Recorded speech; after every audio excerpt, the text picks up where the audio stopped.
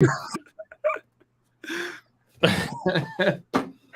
I heard God's voice. He was heard like, his I voice? am looking the couch. The Lord told you that, really? It was the Lord, He nothing but the spoke to you. Lord. He He said, spoke to you. the couch.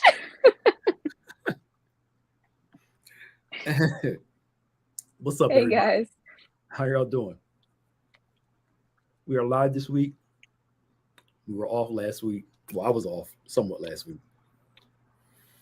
Um, Taking a little bit of a break, but we are back today for Maximized Monday. Hmm. We see people coming on. Y'all come on in and share at this time. Hi, Keisha. How are you? Thank you, Keisha. Come on in and share, and as we go through a conversation today, um, Hmm. as we talk, as we converse. Um, I think I know what we're going to talk about today. As we talk, Uh-oh. verse, Uh-oh. around life, God, word, joke, crack jokes, all that good stuff. Hmm. As everybody is coming on, July is right around the corner. Um, Crazy. I know, literally this Friday. Hmm. Uh, Sunday's communion won't be uh, outdoors; it'll only be online, virtual. It's the holiday weekend, so we're going to just show a video of it.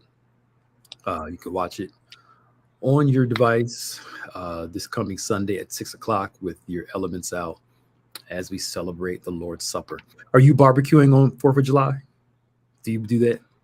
Mm, I don't know. We don't really do that. You don't go get your burnt hot dog?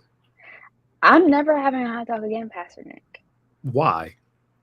Because I saw a video on Facebook where someone took it and put it underneath the microscope, and you're seeing like all the microorganisms and hairs and other stuff that's in it. So That's why you clean it and cook it. yeah, I'm not having a hot dog anymore. Well, I mean, when they told you, I mean, when they told people that, hey Carolyn, when they told people that hot Hey. leftover stuff, they're not lying. Oh no, I believe it now. Yeah, I mean, it's the leftovers, and like some of the stuff they feed the pigs. I think that's what you're seeing too. Now, I'm never giving up pork unless like I have to.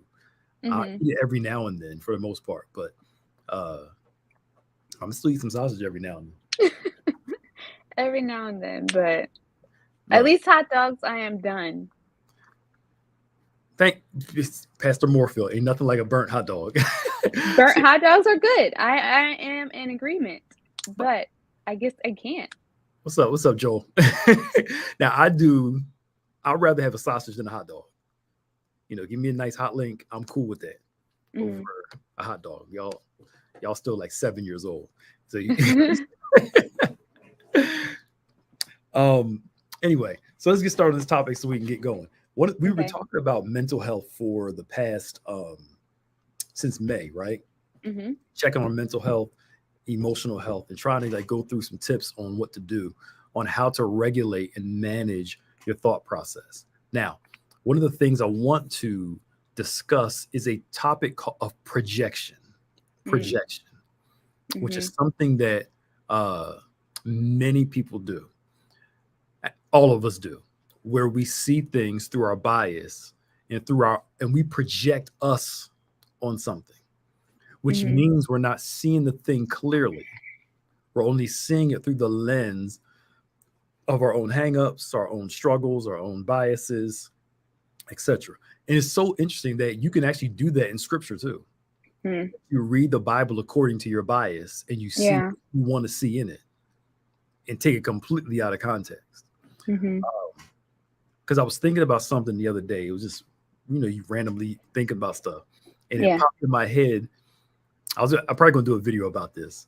Uh, when people use the phrase, you're just hating as a default. Mm. Usually when people say, well, you're just hating, is usually because they don't have any intelligent way to defend themselves. Right. So the only thing they can do is lump back on you just hating because they really have nothing else to go on Right. to counter what you think. Mm-hmm. And it's easy just to throw that out there and just say, you're just a hater, rather than just acknowledging that, one, people may not be hating, they may just not like you. Right.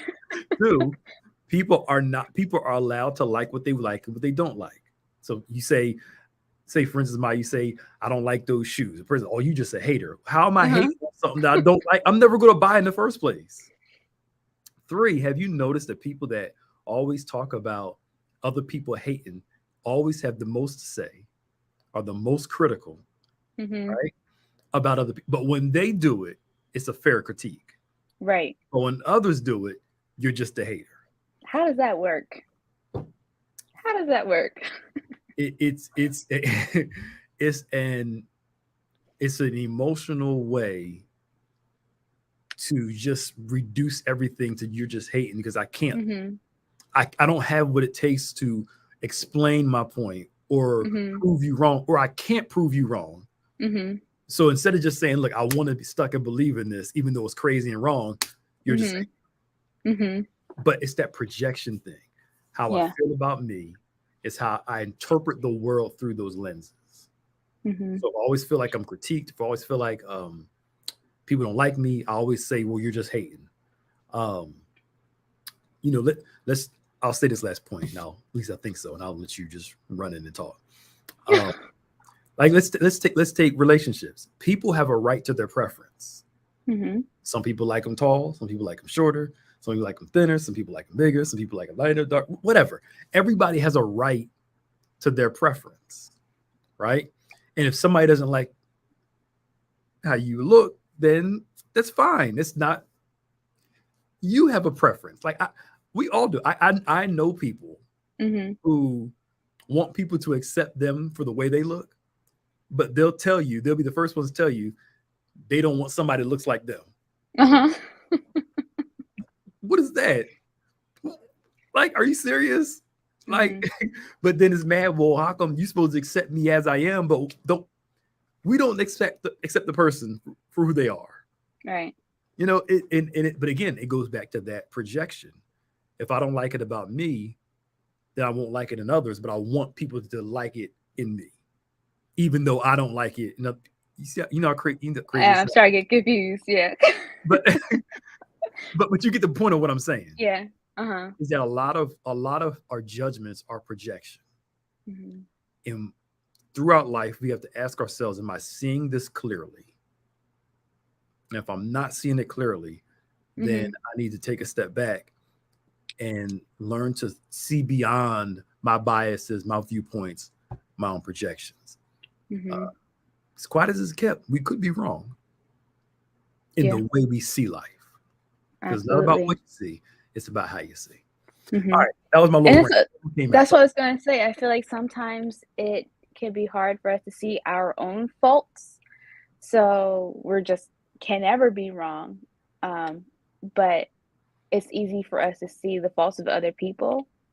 And I think, I don't know, sometimes I feel like if we were able to forgive ourselves, we'd be a little bit more lenient towards other people and some of the things that, we might not like about them or whatnot. But it's true.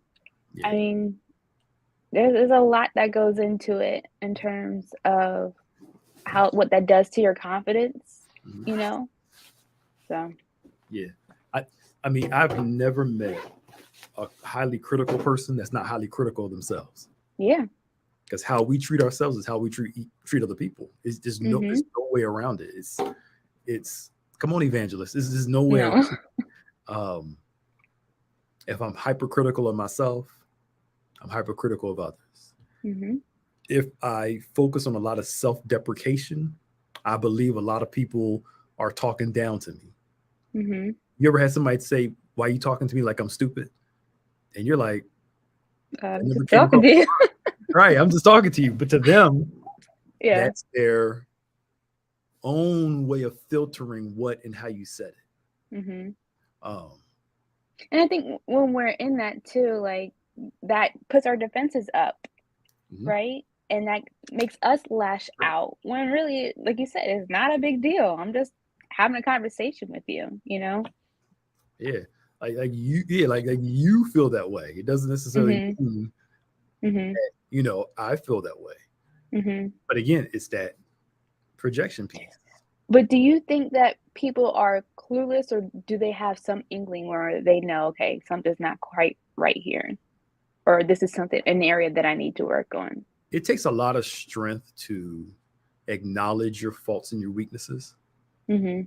And some people don't do that. So now I've grown to the point now where whenever something happens, the first person I look at is me. Mhm. Did I do something to cause this?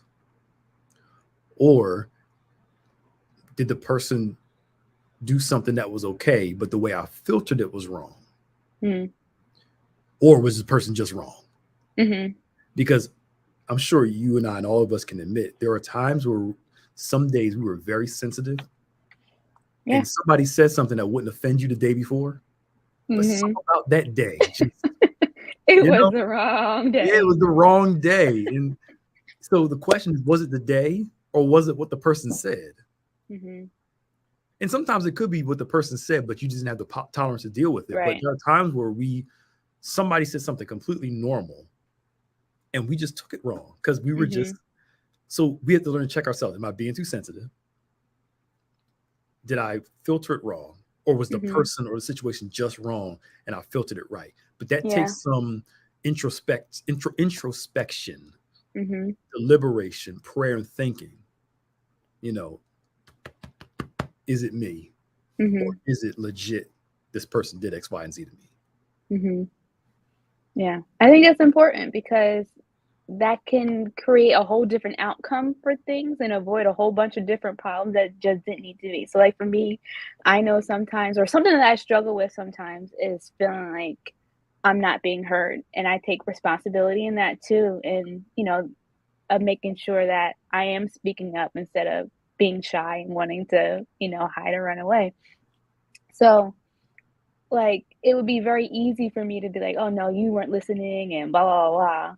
Where I'm like, "Okay, no, I need to," like you said, take a step back and say, "Okay, am I speaking up? Am I speaking clearly? Am I, Yeah, able to have those type of conversations and um, stand up for myself yeah, without just getting stuck into my emotions?" yeah. So I know somebody who does that, and Mhm.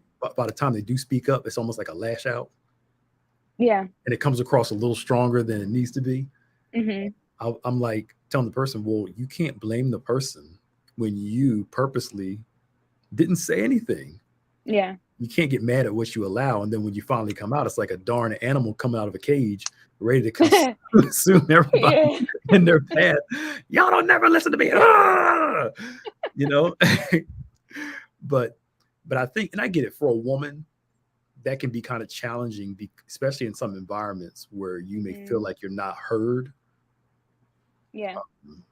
Most women usually have a tendency. Most men in those cases will keep speaking up because we crazy. Mhm. Um, Yeah. most women kind of take a little step back and don't want to ruffle feathers and stuff. Mhm. But I've been there before. I think all of us have, where we accepted behavior that we didn't like, and then by the time that the straw broke the camel's back, we just, and the person's like, Yeah. "Why are you so upset?" And you're like, And "It's then that's what all this." creates the stereotype too. It's because 'cause you're just lashing out instead of all the other times that you had the opportunity to, I don't know, Yeah, find that confidence or whatever, but yeah. I mean, I think all of us struggle with that in some way, shape, or form, for where, sure. we'll be quiet to keep the peace. Mhm. We won't say nothing just to, you know, I don't want to ruffle any feathers. But I've learned the feathers are going to be ruffled anyway in this situation. So I might as Yeah. well say something. I might as well say Mhm. something. At least, because if everything goes down, you can never say I never said nothing. Right. I said it. Exactly. You chose not to listen to it. I got the receipts right here. There you It go. was said. Right. Yeah. It was said. But Uh-huh. I think whether it's something said or something done, we all have a tendency to allow our fears or insecurities to get in the way of doing things because we're afraid of how the person's going to respond. Mhm. This little movie's a little graphic in certain scenes, but I love this movie, Girl with the Dragon Tattoo. Mm-hmm. It came out years ago, and I'm still mad they didn't do part 2 and 3 to it. Is with I think Mara Rooney and Daniel Craig is in it. Uh-huh. Mm-hmm. And not to throw out the movie out. It's a great psychological. Did you watch it? I think so, but I don't remember what it's about. It's a great psychological thriller. It is. Oh, I'm so mad they didn't do the rest of the movies to this. Mhm. But without putting it out there, the guy said, basically he invited him back in the house. He said, you came in knowing who I was, but you still chose to come in anyway. I'm paraphrasing. Mhm. And it's been a long since I said it. I think he said the fear of basically the fear of hurting somebody's feelings overcomes the fear of your life being in danger. Mm. So he's like, you knew I was going to hurt you, Mm-hmm. but yet you still came anyway because you didn't want to hurt my feelings. Mm-hmm. To me, that when he said that explained people to a T. Yeah. We'll be willing to hurt ourselves to preserve somebody else's feelings that don't care about ours, Mm-hmm. willing to hurt us, Mm-hmm. no consideration of us while we consider them. And that explained perfectly what we do. Yeah. So afraid of hurting somebody's feelings that we'll walk into the mouth of a lion Mm-hmm. and let them chew us up, Mm-hmm. consume us, because we're afraid of making a decision that's best for us. Yeah. But again, it goes back to projection. I was gonna say, and we expect for that same thing to happen for us in return. And that's not always the case either. Nope. They're not going to do it. Yeah. They're not going to do it. But that goes back to that projection. Yeah. I feel I don't want them to reject me. I'm going to feel some type of way if they do. So Mm-hmm. if it hurts me, Mm-hmm. I'll do stuff for their acceptance, knowing darn well they won't accept you. Yeah. They still won't. Yeah. This is what I'm talking about people like selfish people or those types of people, but it's still there. And I think we all need to be aware of our own projections and how we filter life. Mm-hmm. So much of how we filter life and what we say and what we do comes through us, Mm-hmm. and how we see things. So then how do we start to become more aware of that then? I think a part of it is learning number one, to be aware of your issues. You have to know your crazies, Mm-hmm. your crazy side, Mm-hmm. and be aware of, okay, I'm thinking crazy. I'm a little off right now. I think there's an awareness there. Yeah. There's asking for the help of God to help give you clearer thoughts so you can think clearly. The word helps you think clearly. And then also asking somebody too. All right, look, this is what happened. Mm-hmm. And tell the truth when you do this, because usually we tell our side of it. Uh-huh. Whole truth. This is what happened. This is how I responded. Tell me if I was wrong. But usually we tell our side and leave out important details. Well, true. But is that helpful if you're going to someone who's just as crazy as you? No. You have to go to somebody that's impartial. Yeah. Somebody that loves you but is not afraid to tell you the truth and say, Mm-hmm. look, you could have did it better this way. Right. You responded wrong here. Yes, you were valid in your feelings, but it could have been done another way. Mm-hmm. And usually when I'm not thinking clear, I go ask somebody that I know got some wisdom and say, look, help me out here. This is what happened. This is how I'm interpreted. Let me know if I'm wrong or not. Should I respond to it? Or if I responded, did I respond wrong? What could I have done better? Yeah. But I think those things are very important. And then sometimes I've learned giving stuff time for the truth to come out. You don't have to respond to everything immediately. Mm-hmm. Some things you got to deal with quick. Other things you can kind of just take your time and let the truth reveal itself. Yeah. Like you knew this person was lying, but you couldn't prove it. Yeah. You kind of just sit back and let time kind of. Yeah. And I think that's where we can get in trouble too, because we're so quick to try and prove a point instead of, like you said, just letting the chips fall where they may and letting them speak for themselves. Yes. I'll quote a line from Star Wars: "Patience, Padawan. Patience. Mhm. Slow down some." Did you watch Yeah. Last Kenobi? I did. Oh my God, that was so good. So Yep. good. But learning to slow down some. And I think that's what got. Well, if you watch the last, I won't spoil if you didn't watch Kenobi. If you don't care, I'll kind of just. But like his whole premise during the flashback fight was, your goal is just to win. Slow down some. Mm-hmm. And again, His same issue got him in trouble Yep. and got him defeated this last episode because he didn't learn how to control this part of him. Because again, Yeah. his own projections. Mm. But the way we see ourselves, perception leads to projection. How I see myself usually dictates how I see my world. Mm-hmm. If I don't like me, I think everybody else doesn't like me. And it comes across in how we act. You either overly passive and fearful, or you're overly aggressive to make people accept you. Yeah. We flip. Mm-hmm. But there's got to be some middle ground in there. And here's my thing. If there's something about you don't like and you can change it, guess what? Change it. Put the work in. You can do it. Yeah. Yeah, it's not that hard. I mean, it can be hard, but I mean, the answer is simple, but the implementation is difficult. If there's something about you that you can change and you don't like it, change it. Instead of sitting there, oh, I hate this. Oh, I don't like this. But it's within your scope to make some changes. Mm-hmm. You know, I'm not saying you got to go around and, be one of these people that are addicted to, plastic surgery or whatever you think, or, or if it's just, if you don't know, you want to practice how you talk to people, there are classes on how to communicate better, just something. Yeah. Some things we just need to take responsibility for. Yeah. And like you said, if we have it within our powers to make those changes, then do it. The hardest part of it is just getting started. Yeah.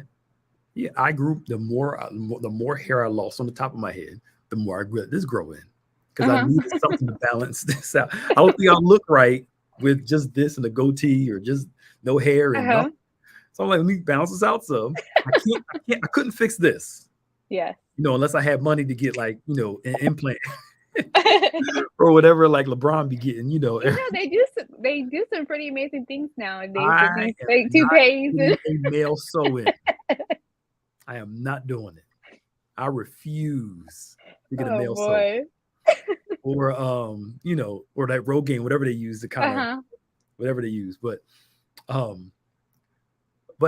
can't change this, but I can work on this and keep this right, balance it out some. Mm-hmm. But again, projection.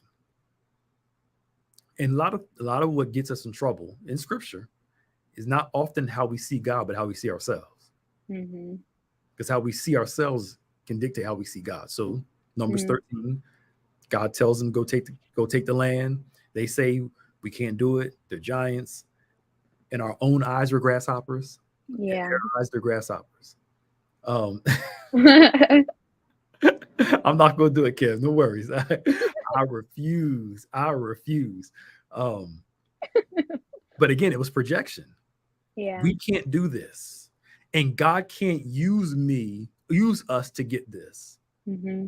So their perception of themselves are small, thus reducing God in their own eyes. Yeah. But again, the issue was about how they saw themselves. Mm-hmm. And that led them to struggle to believe that God can do it through them. Mm-hmm. All right, sorry. And to think, like, how much are we missing out on just because of what we think we can't do? That's what gets me every time. Mm-hmm. Yeah. Think about the opportunities we gave up on. Mm-hmm. Oh, hey, hi, my leader.